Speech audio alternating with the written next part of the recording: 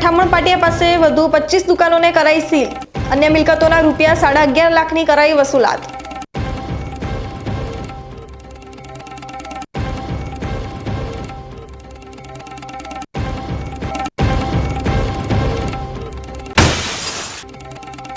ડીસામાં food and drugs વિભાગની red, તેલના sample લઈને હાથ ધરી તપાસ।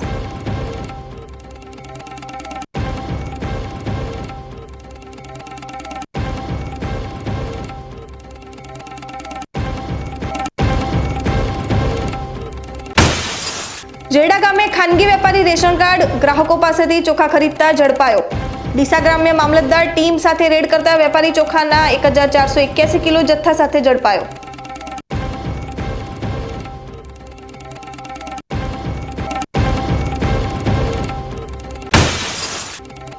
અયોધ્યામાં નજર સમક્ષ જોયેલો નરસંહાર હજુ પર ભૂલાતો નથી। જુઓ કાર સેવકની જુબાની।